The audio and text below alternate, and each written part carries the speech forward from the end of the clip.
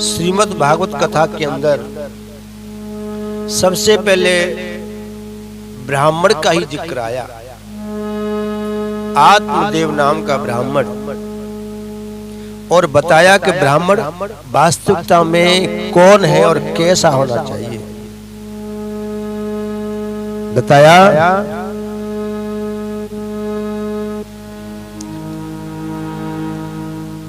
और ब्राह्मण ब्रह्म के अंश होते हैं,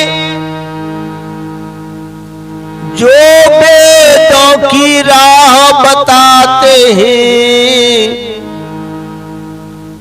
वेदों का अनुमोदन करके इस जग को राह दिखाते हैं।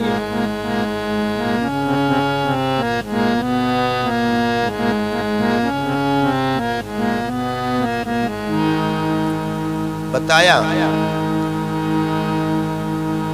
और ब्राह्मण ब्रह्म के अंश होते, जो वेदों की राह बताते हैं और वेदों का अनुमोदन कर इस जग को राह दिखाते हैं।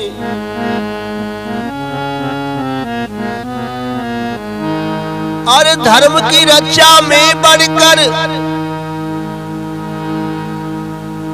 एक नई पहचान बनाते हैं और छोटे वर्गन को करके प्रेम की गंग बहाते हैं। छोटे वर्गन को करके प्रेम की गंग बहाते हैं।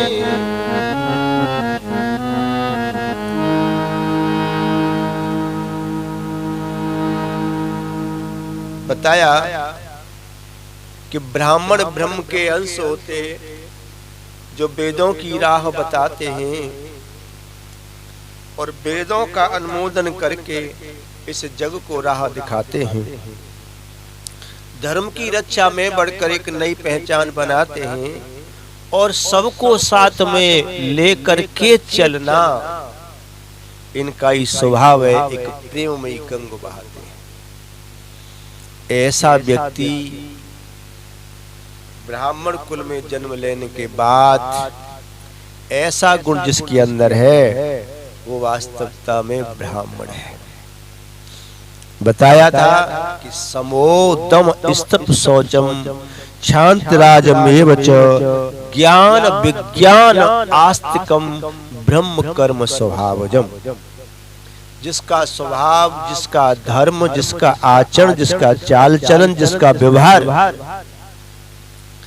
ब्रह्ममय हो गया है, परमात्मा जिनका जीवन हो गया है, सब में परमात्मा का दर्शन करने का स्वभाव नियति जिसकी बन गई है और किसी को किसी प्रकार की हानि कष्ट न देने का स्वभाव जिसका हो गया है, वो वास्तविकता में ब्राह्मण है। सम है,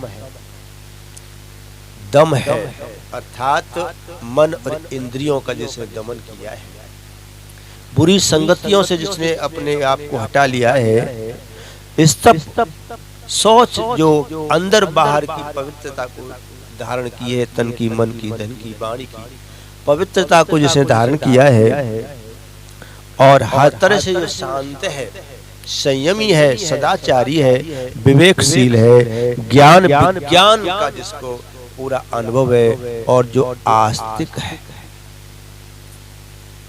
और जिसका ब्रह्म आचरण ही स्वभाव बन गया है, वास्तविकता में तो वो ही ब्राह्मण है। और गीता ये कहती है कि जो इस प्रकार के लक्षण जिसके अंदर, बताया कि यस्य लक्षणम प्रोक्तम वर्णा विभज्यकम यद अनयत्र पिदृश्येत तत्तैनेव विनिर्दिशेत।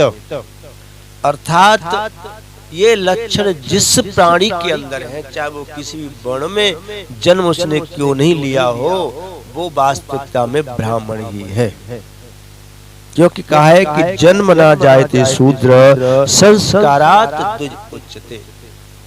जन्म से तो हम सब शूद्र ही हैं। शूद्र का अर्थ कोई गलत नहीं है। शूद्र का अर्थ है अशुद्ध। जो व्यक्ति अशुद्धता में जी रहा है, जो अज्ञानता में जी रहा है, जो धर्मशास्त्र ज्ञान से वंचित रह रहा है चाह करके भी और उसकी ओर नहीं आ रहा है, वो जो धार्मिक प्रवृत्ति जिसकी आध्यात्मिक प्रवृत्ति नहीं है, जो अपनी आत्मा का कल्याण कराने का इच्छुक नहीं है, वो आलसी है, कुछ करना नहीं चाहता है। वास्तविकता में वो प्राणी शूद्र ही है, चाहे वो ब्राह्मण कुल में जन्म ले या क्षत्रिय कुल में जन्म ले या फिर वैश्य कुल में जन्म ले, वह ब्राह्मण नहीं, वो शूद्र ही है कोई भी होने पर। क्योंकि संस्कार जिसने न डाले, संस्कार उच्च संस्कार जिसके न हुए, वो तुझ नहीं बनेगा। और जन्म से तो सभी अशुद्धता में जन्म लेते हैं, तो इसीलिए सभी अशूद्र का मतलब है अशुद्ध प्रवृत्ति में जीने वाला। कोई विशेष व्यक्ति और कोई नाम नहीं है शूद्र का, ये तो किसी भी वर्ण में और ऐसे आचरण वाला हो सकता है। और किसी भी वर्ण में जो उच्च गुण है उसके अंदर वो ब्राह्मण हो सकता है, ये गीता कहती है। कहते हैं कि जन्म जायते शूद्रानाम संस्कारे च द्विजोत्तमा वेदाभ्यासी भवे विप्रा ब्रह्म जानाति ब्राह्मणा।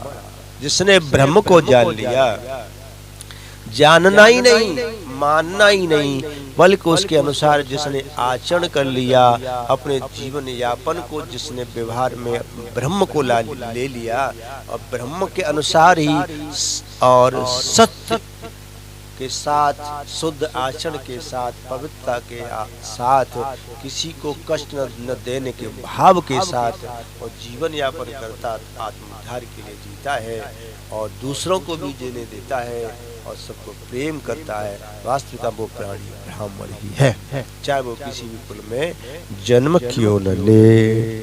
तो ये बताया।